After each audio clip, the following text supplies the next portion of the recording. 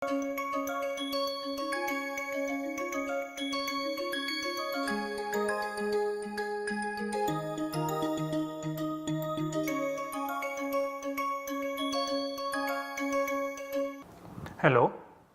welcome to the lecture number 4 of the course Quantum Mechanics and Molecular Spectroscopy.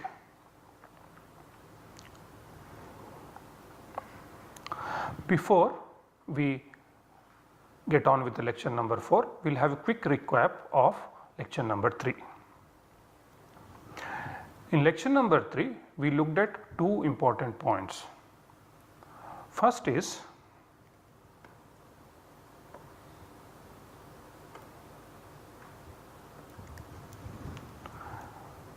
that an average value of A operator is given by psi A psi, this is nothing but integral psi star A operator.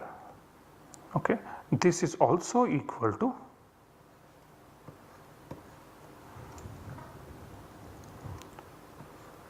psi A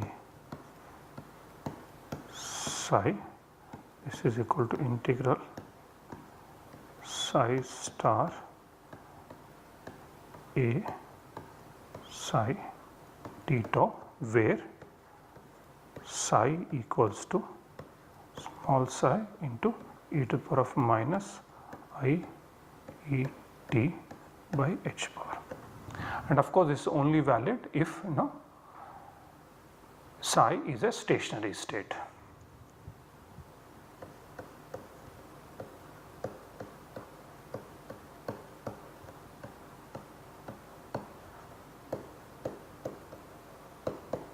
Secondly, we said that the time dependence of the average value of operator A is equal to I h bar average value of the commutator h comma A. Okay. It simply means that the average value of A or the expectation value of an operator A will have time dependence or not, will depend on whether it will commute with the Hamiltonian or not. If it commutes with Hamiltonian, then there will be no time dependence, and if it does not commute with Hamilton, it will show some time dependence. And I also told you that this is very useful in spectroscopy because the operator A corresponding to the interaction of light with the matter or light with the molecule or atom, okay, does not commute with the Hamiltonian of the molecule or the atom. Okay. Therefore, one can make a transition from a one expectation value, say 1s orbital or 1s energy level in hydrogen atom, to some other energy level, say 2s or 2p. There is another interesting thing, that is, if you have two operators f and g,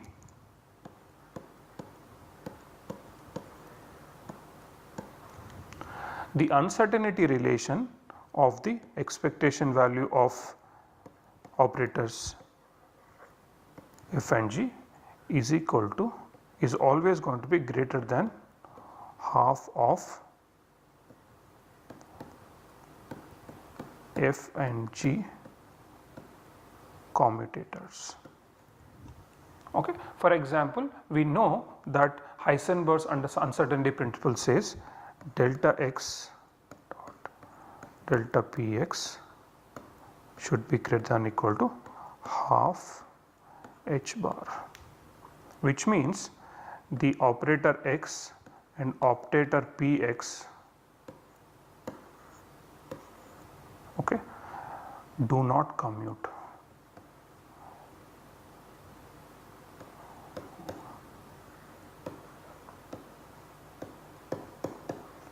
In fact, this is not equal to 0. Okay. Now, so now we know the dependence of the now we know the time dependence of an average value of A will just depend on that operator will commute with Hamiltonian or not. We will now go to the second part of our course, that is the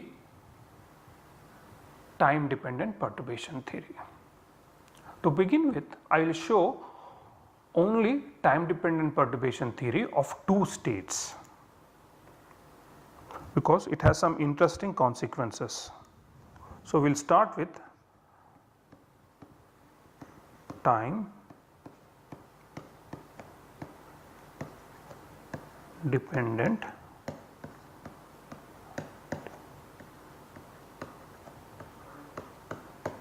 perturbation theory of two states. Okay. Now, what does this mean?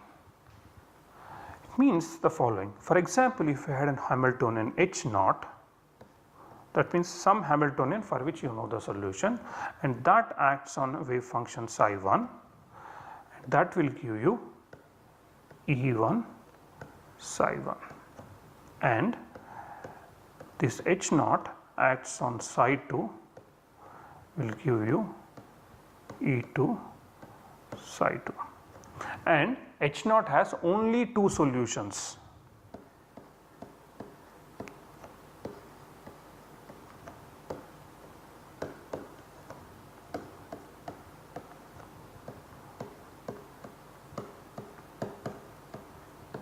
Okay.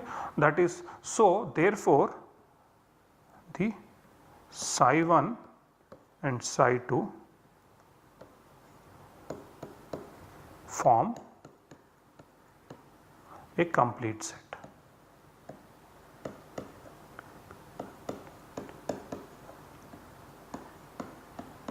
And what did I say about complete set? Any arbitrary function phi can now be written as a linear combination of A1 psi 1 plus A2. Okay. This is like a plane. Okay.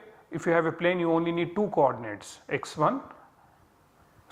and y. So, any point in the plane is a linear combination of x and y. Okay. So, we have a kind of a restricted environment where the Hamiltonian will be restricted to a plane that is consisting of psi 1 and psi 2. Okay. Now, I am going to slightly rewrite this. Okay. So, you have H naught in terms of bracket notation 1 is equal to E1 1 and H naught 2 is equal to E2 2, where psi 1 is identically equal to 1 and psi 2 is identically equal to 2. Okay. So, if psi 1 and psi 2 form a complete set, then there is another complete set, that is nothing but 1 2. I also told you that there is also another complete set that is made up of complex conjugates of 1 and 2. So, that is nothing but set 1 2. So, these two are complex conjugates of each other.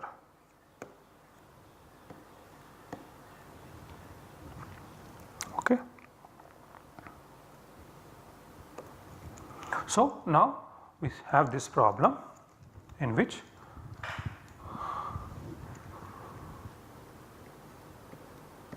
H naught of 1 is equal to E1 1 and H naught of is equal to E2 of 2. Okay. Now, let there be some kind of perturbation.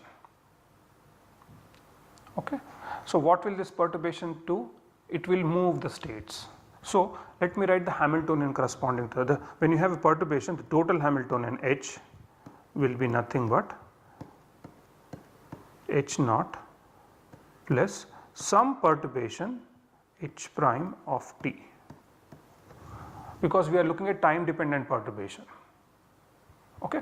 Now let us suppose, okay, if there is a point or a ball kept on the surface of the surface of a floor, and then one can think of playing a football. So constantly someone is kicking it, okay, because then the ball will keep moving all over the floor. Or if you go to a football match, okay, then there is this floor or the ground in which there is a football is kept, and the ball and the players are kicking the ball in different directions, and that is your time dependent perturbation.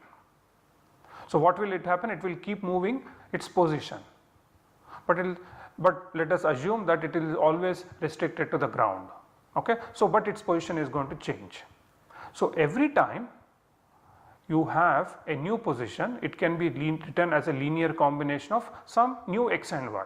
So it has to be a linear combination of nu 1 and 2, and this position is going to be time dependent. Therefore, the wave function psi can be now written as a1 of t into 1 e to the power of minus I E1 t by h bar plus a2 of t to e to the power of minus I E2 t by h bar. So that is my wave function. That wave function works with this entire Hamiltonian. Of course, if h prime t goes to 0, then a1 and a2 will collapse to some value. Okay. In fact, either a1 will go to 0 or a2 will go to 0. Okay. So now we will go back to our Schrodinger equation, which is nothing but IH bar d by dt of psi equals to h psi. So finally what we want to do is we want to solve this Schrodinger equation with this wave function. Okay. So let us do it. So this will be IH bar d by dt of a1 of t e to the power of minus I E1 t by h bar 1 plus a2 of t e to the power of minus I E2 t by h bar 2. Okay. This should be equal to h into a1 t e to the power of minus I E1 t by h bar 1 plus a2 of t e to the power of minus I E2 t by h bar 2. Okay. Now this is a long equation, so what I am going to do is I am going to call this as LHS, that is left hand side, and I am going to call this as RHS. I will evaluate the left hand side and right hand side independently and then equate them later. So let us start with LHS.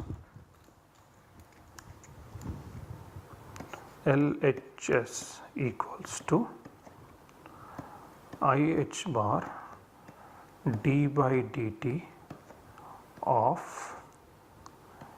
a1 of t e to the power of minus I E1 t by h bar 1 plus a2 of t e to the power of minus I E2 t by h bar 2. Okay. Now let us take the derivative. Now we will see that in each of these terms, okay, term 1 and term 2, there are two time dependent parts, a1t and e to the power of minus I e1t h bar. Similarly, a2t e to the power of minus e2t by h bar. So you have to use a product rule of differentiation. What you get is I h bar a1 t dot, okay, where a1 t dot is equal to d a1 t by dt. Similarly, a2 dot of t is equal to d a2 t by dt. It's just a notation, okay, just keep in mind. When I say put a dot over something, it means it's a time derivative, okay. E to the power of minus I e1 t by h bar 1 plus a1 t. Now a1 t. Now I will take the time derivative of the other one. This will be minus I e1 by h bar e to the power of minus I e1 t by h bar to 1. Similarly, you get a2 dot t e to the power of minus I e2 t by h bar 2 plus a2 t minus I e2 t by h bar into e to the power of minus I e2 t by h bar to 2. So this I can rewrite as is equal to I h bar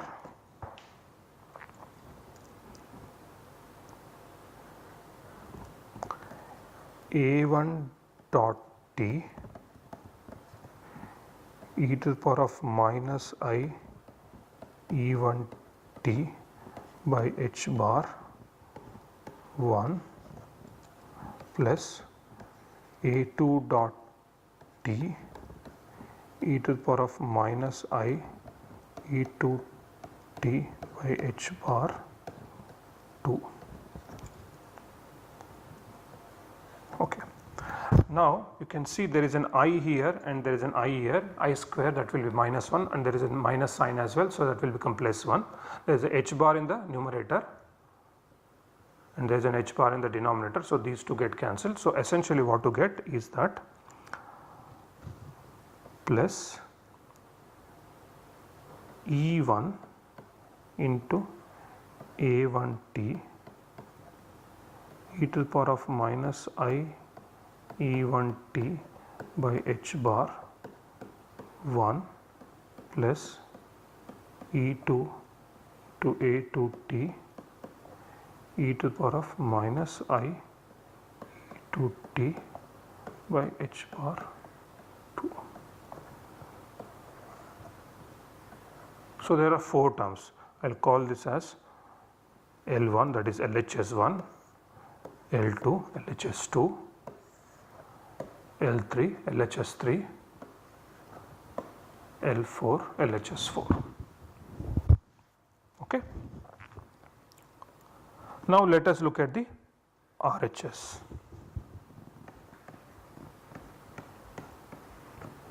This is nothing but your H, okay, acting on your wave function, that is nothing but A1 of t e to the power of minus I E1t by h bar 1 plus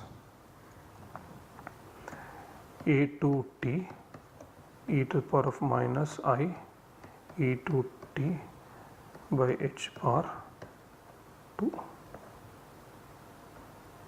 Okay, I want to quickly go back and see that there are 4 terms. Okay, the first two terms have the time derivatives with respect to A1 and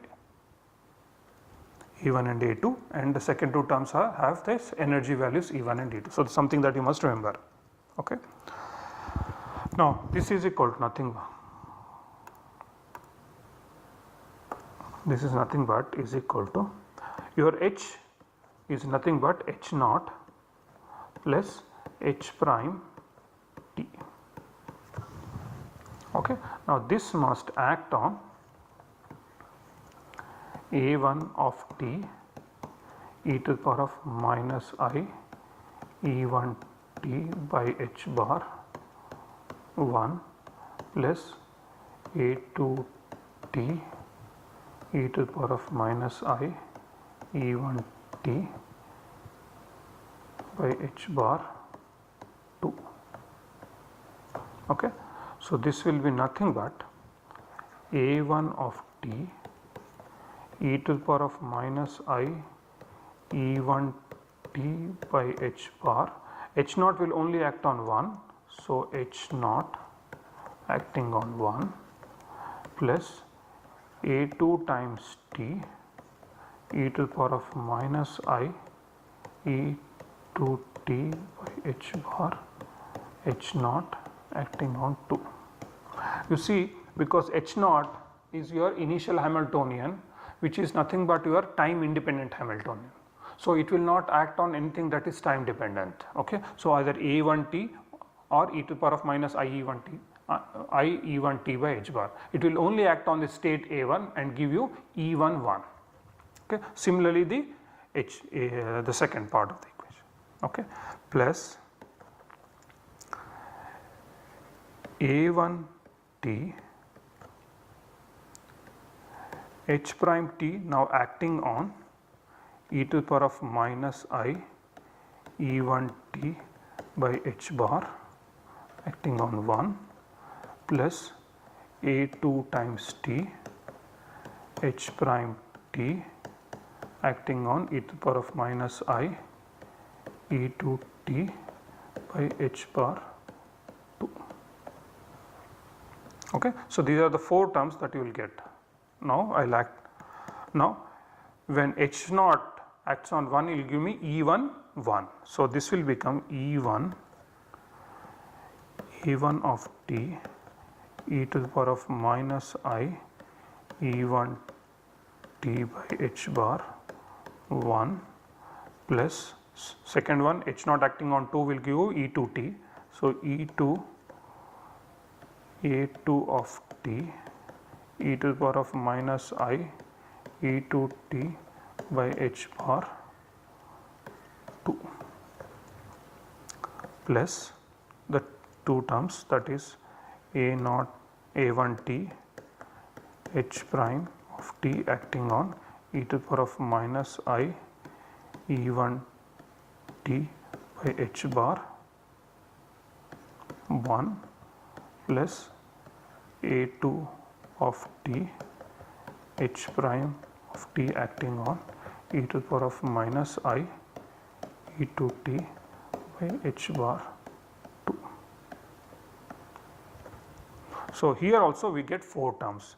This I will call it as right hand side 1 R1, right hand side term 2 R2, right hand side term R3, right hand side term 4 R4. So, but LHS and RHS must be equal. So, LHS must be equal to RHS. Now, you will quickly see that L3 term is equal to R1 term and L4 term is equal to R2 term. So, this one here and this one here R1 R2 will be equal to L3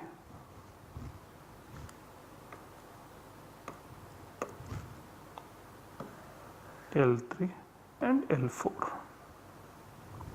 So, since L3 and L4 are equal to R1 plus R2, so which means you can cancel out each other. So, what you will be left out with is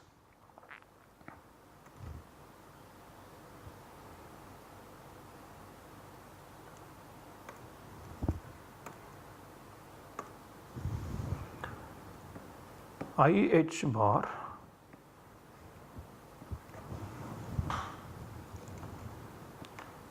A1 dot T e to the power of minus I E1 T by H bar 1 plus A2 dot T e to the power of minus I E2 T by H bar 2 is equal to A1 T H prime T acting on e to the power of minus I E1 T by H bar 1 plus A2 T H prime T acting on e to the power of minus I E2 T by H bar acting on. So this is what you get from that equation. Okay. Now let us do some little bit of math. Okay. Now what I am going to do is the following. I am going to multiply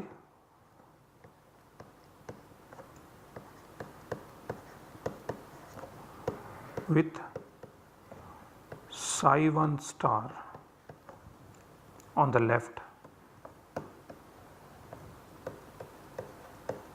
and integrate.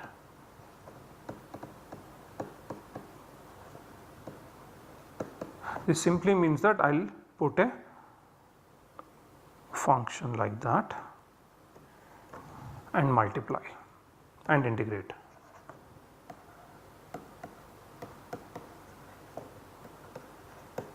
Now if I do that, I will get IH bar